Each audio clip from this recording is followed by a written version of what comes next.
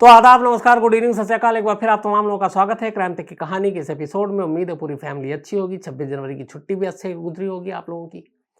दिल्ली में भी अब मौसम थोड़ा साफ हो गया। आज धूप खिली खिली थी। पिछले कई दिनों से शीतलहर, ठंड, बादल, बारिश, तो आज थोड़ा अच्छा लगा। तापमान भी थोड़ा सा सुधरा है। कई ऐसे हमारे क्राइम तक फैमिली मेंबर्स के मेल आए, पिछले कुछ दिनों से आ रहे थे। मेरी भी गलती थी, मैंने उसकी बात नहीं की। आपको न्यूज़ में आपने पढ़ा होगा, बिहार के, यूपी के कई हिस्सों के बहुत सारे स्टूडेंट्स जो छात्र हैं हमारे, वो धरना प्रदर्शन, विरोध, ये सारी चीज़ें कर रहे हैं।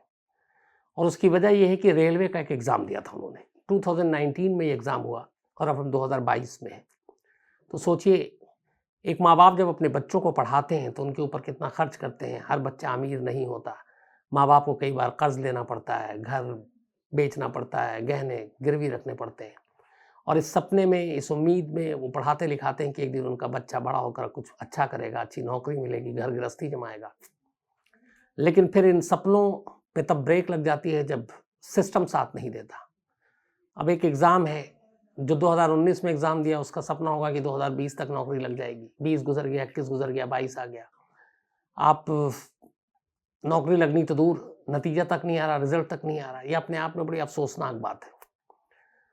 तो उसी को लेकर बहुत सारे स्टूडेंट्स गुस्से में थे।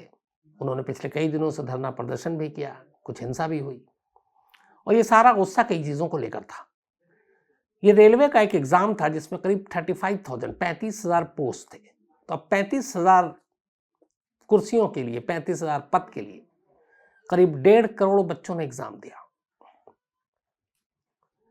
अब इसमें गार्ड के भी पोस्ट था, टीटी का भी था, और भी रेलवे के अलग अलग जो पोस्ट थे वो इसमें शामिल थे। अब बात इससे शुरू हुई कि एक तो 2019 में एग्ज़ाम हुआ, रिजल्ट 2-2.5 साल तक नहीं आया। दूसरा जो सबसे बड़ी शिकायत थी बच्चों की वो ये है कि इस एग्ज़ाम में एक साथ 12th के बाद के बच्चे और ग्रेजुएशन के बच्चे दोनों बैठ सकते हैं। अब 12th वालों को शिकायत ये थी कि ये हमारे साथ नाइंसाफ़ी है, क्योंकि एक ही एग्ज़ाम कॉम्पिटिटिव में हम बैठ रहे हैं। अब जो 12वीं के बच्चे हैं, उन्होंने जो 12वीं तक पढ़ा, ज़ाहिर सी बात है उसी हिसाब से सोच कर एग्ज़ाम देंगे। जो ग्रेजुएशन कर रहे हैं, ग्रेजुएशन कर लिया जिन्होंने, उनकी पढ़ाई थोड़ी ज़्यादा है, उनकी जानकारी भी ज़्यादा होगी, तो उनको थोड़ा-सा मौका और फ़ायदा भी ज़्यादा मिल गया। तो इनका कहना था कि इस एग्ज़ाम को इस तरह से करना चाहिए कि कुछ ख़ास पोस्ट के लिए सिर्फ 12th ही एलिजिबल हो और कुछ के लिए ग्रेजुएशन के लोग हों। दोनों को आप मिक्स मत कीजिए। एक और शिकायत ये भी थी कि अब एग्ज़ाम 35,000 पोस्ट के लिए था। बहुत सारे स्टूडेंट्स ने अलग-अलग कई पोस्ट के एग्ज़ाम दे दिए। जैसे एक ने गार्ड का भी दिया तो एक ने टीटी का भी दे दिया।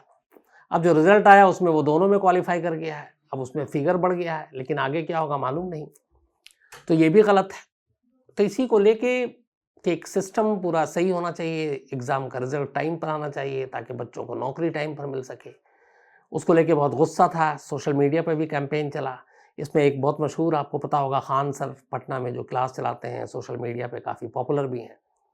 तो उन्होंने भी कुछ ट्वीट किया और पटना पुलिस ने कहा कि स्टूडेंट्स को भड़काने में उनका हाथ है, एफआईआर भी दर्ज हुई।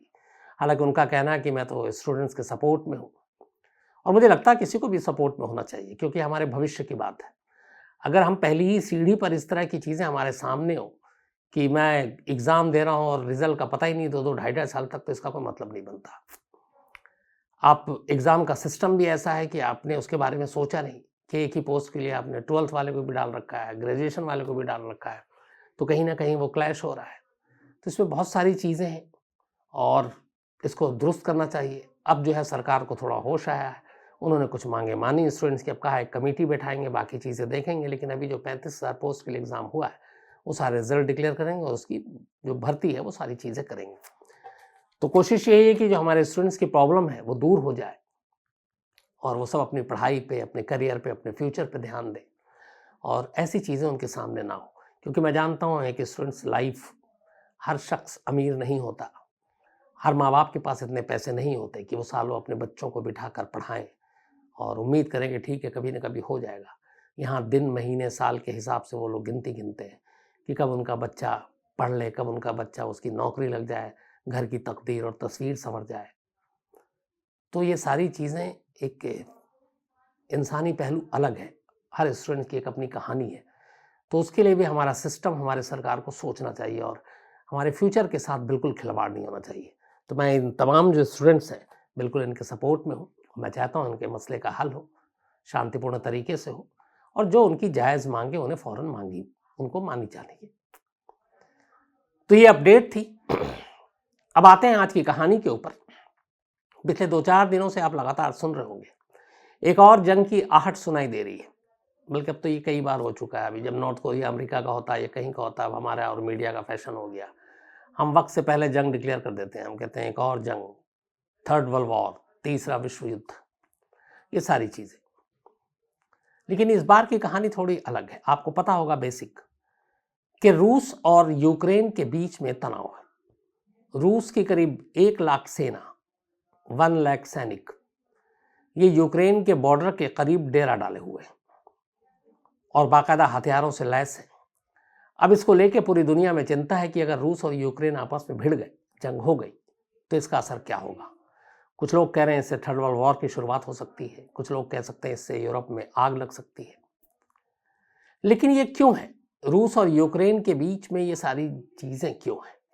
तो इसको समझने के लिए आज जो इनसाइड स्टोरी है मैं आपके सामने रख रहा हूँ। सबसे पहले तो ये आपको बता दूं कि रूस और यूक्रेन, इनका इतिहास क्या है। एक ज़माने में यूक्रेन रूस का ही हिस्सा था। जब रूस नहीं हुआ करता था, बल्कि सोवियत यूनियन हुआ करता था, यूएसएसआर। तो सोवियत संघ का एक हिस्सा था यूक्रेन, यानी यूक्रेन अलग देश नहीं था। लेकिन 1991 में सोवियत संघ के टुकड़े हुए, उसकी एक अलग कहानी है। तो जब टुकड़े हुए तो बहुत सारे छोटे छोटे देश आज़ाद हो गए, वो अलग अलग देश बन गए। उन्हीं में से था एक यूक्रेन, जो एक आज़ाद देश बना। उसने डेमोक्रेसी को अपनाया, वहाँ इलेक्शन हुए, सरकारें बनी। लेकिन यूक्रेन में जो लोग हैं, यूक्रेन की जो पूरी आबादी है, उनकी जो 6th मोस्ट पॉपुलेशन जो है, वो रशियन बोलते हैं और रशियन है। तो यूक्रेन के ज़्यादातर लोगों का, चूंकि कभी सोवियत संघ के वो हिस्सा थे, तो रशिया के साथ उनका अलग होने के बावजूद यूक्रेन का जो हमदर्दी थी वो रशिया के साथ थी। और ये सिलसिला 2013 तक चलता रहा। जो भी सरकार यूक्रेन में आती थी वो रशिया की मर्जी से बनती थी, रशिया के सपोर्ट करती थी, रशिया के काम करती थी, रशिया के खिलाफ नहीं जाती थी। अब इस दौरान में इधर पुतिन आए, उधर 2013 में पहली बार ये हुआ कि जो वहाँ के प्रेसिडेंट थे मिस्टर विक्टर, यूक्रेन के, उनके खिलाफ लोगों ने विरोध करना शुरू किया। उसकी वजह ये थी कि 2 ऑप्शन था यूक्रेन के पास। एक, हमेशा की तरह पिट्ठू बनकर रहो रशिया के, और दूसरा कि यूरोपियन यूनियन के साथ जुड़ो, तो यूरोप के साथ रिश्ता बनाओ। नेटो देश का मेंबर बनने की उनकी बात हुई। तो ये बात रशिया को अच्छी नहीं लगी कि वो हमें छोड़ के यूरोप की तरफ ज़्यादा करीब क्यों जा रहा है यूक्रेन। तो वहाँ पे इसको लेके विरोध हुआ, क्योंकि उस वक्त के जो विक्टर प्रेसिडेंट थे यूक्रेन के, वो रशिया के करीब थे, पुतिन के करीब थे। लोगों ने वहाँ पे एंटी रशिया जो लोग थे वो इसका विरोध करना शुरू किया, और इस हद तक किया कि यूक्रेन की राजधानी कीव में बाकायदा प्रेसिडेंट के खिलाफ ज़बरदस्त प्रदर्शन शुरू हो गया। फिर नौबत यहाँ आई, ये नवंबर में प्रदर्शन शुरू हुआ 2013 में, एंड फरवरी 2014 में विक्टर को प्रेसिडेंट के पोस्ट से इस्तीफा देना पड़ा और अपनी जान बचाकर यूक्रेन छोड़कर भागना पड़ा। उनके जाने के बाद फिर से चुनाव हुआ, नई सरकार आई, नया प्रेसिडेंट बना। और इस बार जो प्रेसिडेंट थे उन्हें मालूम था आंदोलन क्यों हुआ, पिछला प्रेसिडेंट क्यों गया। वो रशिया के एंटी थे, मतलब पुतिन के एंटी। अब इन्होंने वो सारी चीज़ें करनी शुरू की, यूरोप के साथ दोस्ती करनी शुरू की, अमेरिका के साथ दोस्ती करनी शुरू की, कोशिश की कि नाटो का मेंबर बने। इससे पुतिन नाराज़ हो गए, रशिया नाराज़ हुआ कि पहली बार है यूक्रेन बनने के बाद, आज़ाद होने के बाद, जब रशिया के खिलाफ जा रहा है। इस गुस्से में 2014 में ही रशिया ने यूक्रेन में एक जगह है क्रीमिया, इस क्रीमिया पर हमला कर दिया। पूरी दुनिया ने इसका विरोध किया, लेकिन रशिया ने कहा कि ये क्रीमिया कभी सोवियत संघ ने ही गिफ्ट में दिया था यूक्रेन को, और इसमें ज़्यादातर रशिया ने, इसलिए हम इसे वापस ले दें। जंग चली और उसके बाद रशिया ने क्रीमिया पर कब्जा कर लिया और क्रीमिया को फिर रशिया का पार्ट बना दिया। इसको लेके 2014 से लेके अब तक करीब 14-15 हज़ार लोग मारे जा चुके हैं, जो रशिया के सपोर्ट में और विरोधियों के बीच में जो झड़प होती है वहाँ पे। तो जब यूक्रेन में एंटी रशियन गवर्नमेंट आई, तो उसका बदला लेने के लिए पुतिन ने यूक्रेन के एक इलाके पे कब्जा कर लिया, उसका नाम है क्रीमिया। अब क्रीमिया रशिया के पास है। इसके बाद से ही दोनों देशों में तनाव चलता रहा, फिर कई देश बीच में कूदे, इन दोनों के बीच में युद्ध विराम हुआ, समझौते हुए, चलता रहा। लेकिन हालात फिर भी वैसे नहीं रहे पहले जैसे, 2013 से पहले के। अब नई चीज जो आई वो ये थी कि यूक्रेन यूरोपियन यूनियन के साथ जाना चाहता था और नेटो का मेंबर बनना चाहता था। अब बार बार मैं नेटो कह रहा हूं, नेटो है क्या? तो नेटो एक्चुअली जो इसका फुल फॉर्म है और नेटो की जो कहानी है वो भी आपको जानना इसलिए जरूरी है कि इसी में सारी चीजें कहानी छुपी हुई है। नेटो का मतलब North Atlantic Treaty Organization, North Atlantic Treaty Organization NATO. 1950 बल्कि 1949 में 4 अप्रैल 1949 को नेटो का जन्म हुआ था और इसे बनाया था अमेरिका ने, कनाडा, यूके, इन सब के साथ मिलकर। सेकेंड वर्ल्ड वॉर खत्म हुआ था। सेकेंड वर्ल्ड वॉर के बाद कुछ देशों को लगा कि कुछ जो ताकतवर देश हैं वो कमजोर देश पे हमला कर सकते हैं, उनको अपने कब्जे में कर सकते हैं। तो कायदे से इसके जन्म की एक बहुत बड़ी वजह उस वक्त सोवियत यूनियन भी था। लगता था कि सोवियत संघ कई छोटे मोटे देशों को हड़प सकता है। तो अमेरिका ने एक शुरुआत की और नेटो का जन्म हुआ, नॉर्थ अटलांटिक ट्रीटी ऑर्गेनाइजेशन। शुरुआत में 11 देशों के साथ इसका जन्म हुआ नेटो का। धीरे धीरे वक्त बढ़ता गया और इसके साथ बहुत सारे देश जुड़ते गए। इस वक्त नेटो में कुछ कुल मिलाकर 30 कंट्री हैं, 30 जो इसके मेंबर हैं। ये 30 कंट्री हैं: Albania, Belgium, Bulgaria, Canada, Croatia, चेक Republic, Denmark, Estonia, France, Germany, Greece, Hungary, Iceland, Italy, Latvia, Lithuania, Luxembourg, इसके अलावा Montenegro, Netherland, North Macedonia, Norway, Poland, पुर्तगाल, Romania, Slovakia, Slovenia, Spain, Turkey, United Kingdom और United State of America. ये 30 country है जो इसके member हैं। तो 49 में नाटो का जन्म हुआ। अब इस 30 देशों का और इस नेटो का मेन मकसद क्या है? इनका ये है कि कोई भी अगर इन 30 देशों पे हमला करता है, सपोज इनमें से अगर कोई ब्रिटेन पे हमला करता है, तो बाकी के जो 29 मेंबर हैं, 29 कंट्री हैं, वो सब एक साथ मिलकर लड़ेंगे उस देश से। जैसे कि जब 9/11 हुआ अमेरिका में, तो ये एक टेररिस्ट अटैक था। तो ये नेटो बना तो था कि दूसरे देश पे कब्जा और इसको लिए, लेकिन धीरे धीरे जब टेररिज्म फैला तो यह कि टेररिज्म से भी नेटो मिलकर मुकाबला करेगी। तो जब 9/11 हुआ तो ये अमेरिका के ऊपर सिर्फ हमला नहीं, बल्कि नेटो के बाकी 29 देशों ने कहा कि कल को हम पे ये हमला हो सकता है, तो हमें इसका मिलकर मुकाबला करना पड़ेगा। और इसलिए उन लोगों ने मिलकर लड़ाई लड़ी। आपको याद होगा जब अफगानिस्तान ओसामा की तलाश में 9/11 के बाद अमेरिकी फौजें पहुंची, तो नाटो भी पहुंचा था और नेटो के वहाँ पे तमाम सैनिक थे। उसी तरह सीरिया हो, इराक हो, ऐसा इसके खिलाफ नेटो की सेना है। तो नेटो 29 देशों का समूह है जो टेररिज्म से या फिर कोई दूसरा देश कब्जा करे उससे लड़ते हैं। और इसका मुखिया है अमेरिका, क्योंकि अमेरिका ने ही इसको बनाया है। और ब्रसेल्स जो बेल्जियम की राजधानी है, वहां इसका हेडक्वार्टर है। तो अब कहानी ये शुरू होती है कि यूक्रेन चाहता था कि मैं नेटो का मेंबर बनूं, 31वां देश बन जाऊं। अब रशिया को यह पसंद नहीं। क्यों? अगर यूक्रेन मेंबर बन जाता है नेटो का, तो अब नेटो के जो 30 देश हैं वो उनके लिए दरवाजा खुल सकता है यूक्रेन में। वो आ सकते हैं, वो सैनिक अभ्यास कर सकते हैं। अब करीब 2295 किलोमीटर लंबी सीमा जो है, जो यूक्रेन से लगती है, वो रशिया की है। अब इतना लंबा बॉर्डर है रशिया का, और अगर यूक्रेन नेटो का मेंबर बन जाता है और वहाँ पे फिर अमेरिकी, ब्रिटिश, जर्मन, फ्रेंच ये सारी फोर्स भी आएगी, तो रशिया के लिए ये थोड़ा सा इनसिक्योर हो जाएगा, क्योंकि वो सीधे उनके बॉर्डर पे खड़े होंगे। तो अपनी सरहद पे दुश्मन देश के सैनिक ना आए, ये रशिया नहीं चाहता है। और वो तब तक नहीं आ सकते जब तक कि यूक्रेन नेटो का मेंबर ना बन जाए। और यूक्रेन इस कोशिश में था और रशिया इसलिए चाहता था कि वो नेटो का मेंबर बने नहीं। और इसी दबाव में इन दोनों के बीच में रिश्ते में कड़वाहट आई। ये तो एक पॉइंट नेटो को लेकर। इससे बड़ी जो चीज है, क्या वजह है कि रशिया और यूक्रेन आज जंग के लिए आमने सामने है? इसकी कहानी बहुत पहले से शुरू होती है और ये असली कहानी। ये सब तो नेटो वेटो अभी बाद में आई है। असली कहानी यह है कि रशिया इस दुनिया में नेचुरल गैस का सबसे बड़ा सप्लायर है। 3 कंट्री हैं जहां पे सबसे ज्यादा नेचुरल गैस के भंडार हैं। एक रशिया है, एक ईरान है और एक कतर है। तो रशिया नेचुरल गैस का बहुत बड़ा उत्पादक भी है, सप्लायर भी है। इसी रशिया में एक कंपनी है जिसका नाम है गैसप्रॉम, GAZPROM, गैसप्रॉम, गैस से बना है। अब ये है तो एक कंपनी, लेकिन ये रशिया की सरकारी कंपनी है और पूरी दुनिया में, खासतौर पर ईस्टर्न यूरोप में जो गैस, नेचुरल गैस की सप्लाई होती है वो इसी गैसप्रॉम के थ्रू होती है। कहते हैं कि रशिया के जो एनुअल बजट का कुल 40% इसी ऑयल एंड गैस के जरिए आता है, इस कंपनी के जरिए आता है।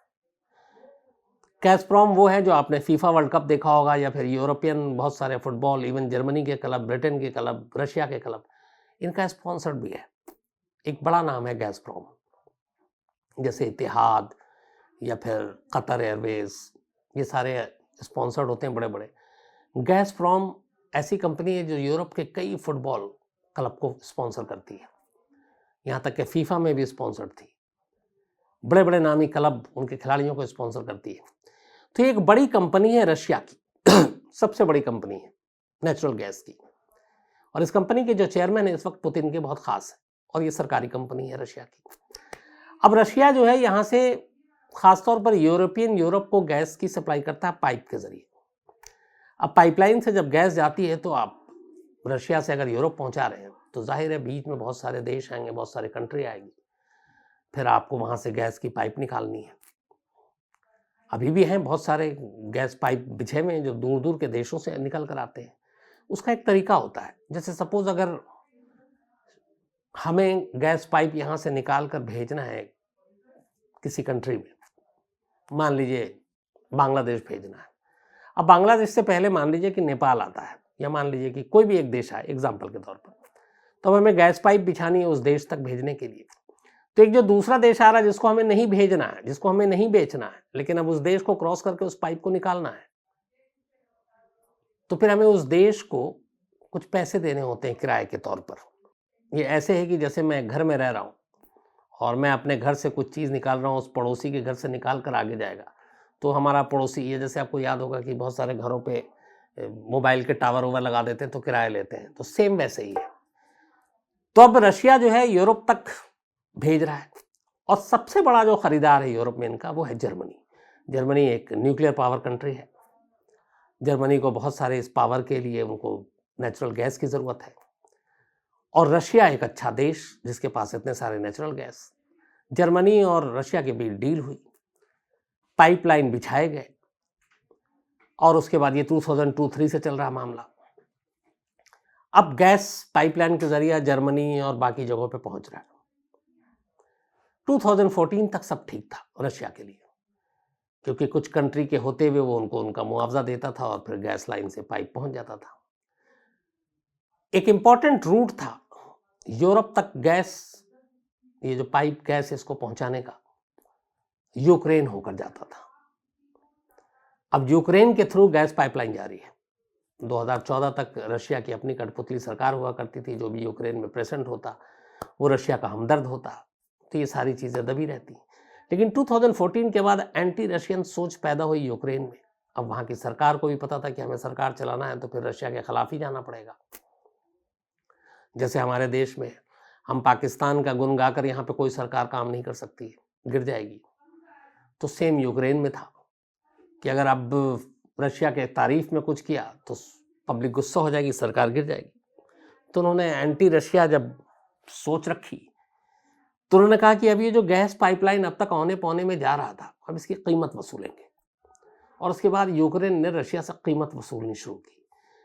पर ईयर, एक साल में गैस पाइपलाइन यूक्रेन के नीचे से बीच निकाल कर ले जाने के लिए उनके इलाके से $33 बिलियन चार्ज करना शुरू कर दिया यूक्रेन ने। $33 बिलियन एक साल की फीस है ये, सिर्फ इस गैस पाइपलाइन को उनके उस अपना रास्ता देने के लिए कि तुम हमारे देश की सरहद से ये पाइपलाइन ले जाओगे, उसका ये कीमत है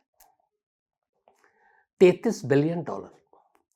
रशिया को लगा तो बहुत बुरा, लेकिन धंधा भी बड़ा था, यूरोप तक गैस पहुंचाना था। उसने मन मार के ये सब देना शुरू कर दिया। फिर बीच में उसने एक सर्बियन चुना, उधर से भी निकालना शुरू किया। लेकिन रशिया को ये बात खटक गई। उसे लगा कि अब तक जो काम औने पौने में हो रहा था, अब ये तो यूक्रेन में $33 बिलियन सिर्फ इसके लिए देना पड़ रहा है। और यहीं से रशिया ने यूक्रेन को निशाना बनाना शुरू किया और मौके की ताक में रहा। और उसके बाद अब जब नेटो की बात आई, उसे लगा कि सारी फौज और सेनाएं यहाँ आ जाएंगी, तो उसने इसके बाद ये किया कि अब 1 लाख सैनिक इस वक्त रूस के यूक्रेन के बॉर्डर पर खड़े हुए हैं। तमाम टैंक, मिसाइल, AK-47 सारे हथियारों के साथ। और डर दुनिया को यही है कि कहीं रूस हमला ना कर दे, और अगर ये हमला होता है तो फिर कुछ भी हो सकता है। इसकी आंच यूरोप तक जाएगी, फिर दुनिया तक। हालांकि अब यहाँ पे 2 चीज़ें हैं। रशिया के पास न्यूक्लियर पावर है, न्यूक्लियर बॉम्ब है, यूक्रेन के पास नहीं है। अगर पूरी दुनिया में हम इस वक्त बात करें तो पूरी दुनिया में जितने न्यूक्लियर बॉम्ब हैं, लगभग उतने अकेले सिर्फ और सिर्फ रशिया के पास।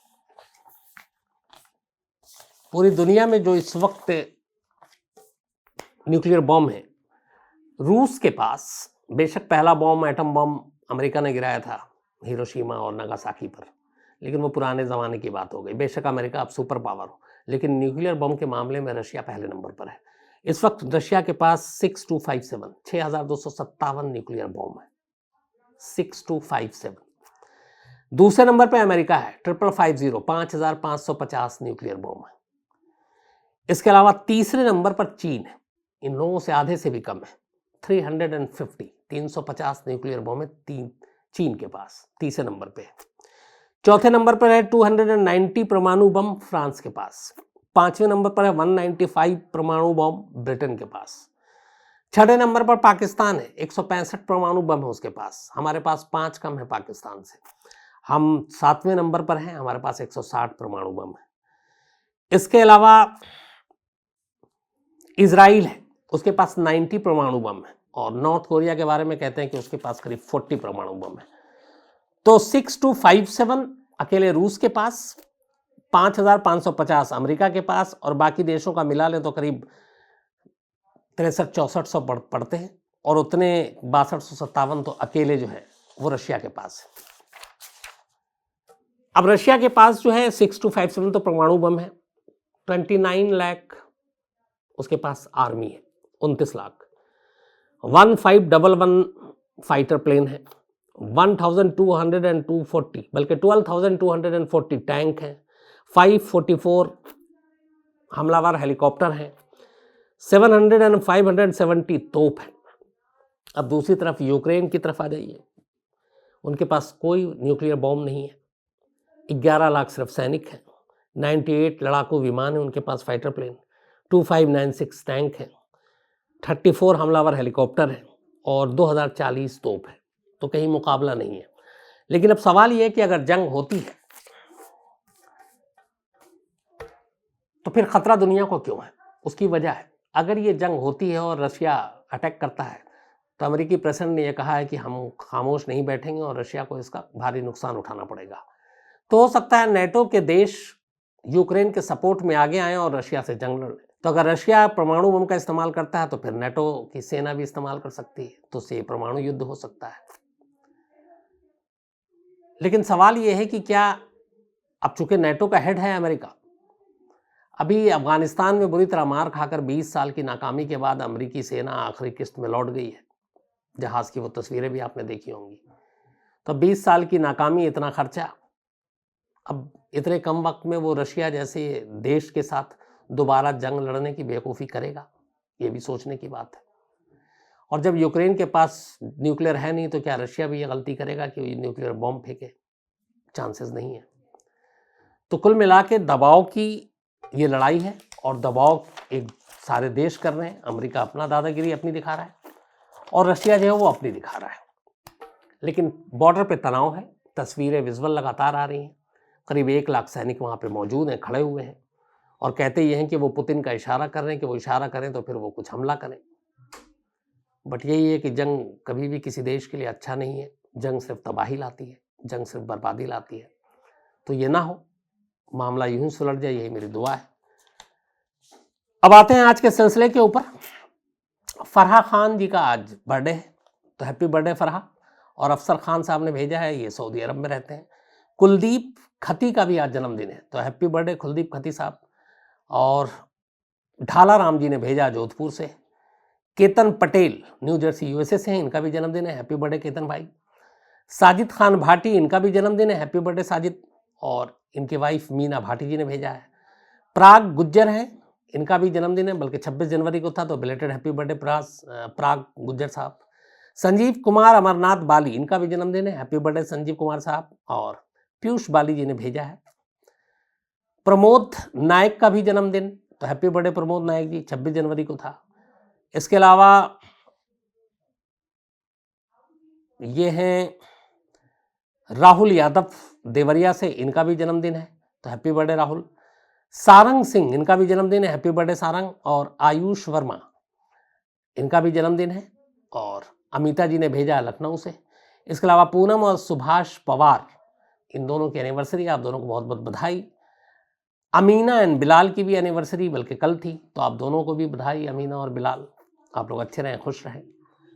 दीपक शर्मा, ये वो हैं जिन्होंने ये रशिया और यूक्रेन की कहानी सुनने की फरमाइश की थी। मुकेश कुमार यादव हैं कुवैत से। पूनम जैन हैं, मयूर थोले हैं, डॉक्टर अनिल यादव हैं। स्टूडेंट्स के ऊपर जो मैंने आपको शुरू में बताया था उन्होंने कहा है, तो थैंक यू अनिल यादव साहब ध्यान दिलाने के लिए। इसके अलावा भास्कर सती हैं, जलियांवाला बाग की कहानी सुनना चाहते हैं, मैंने शायद सुनाई है।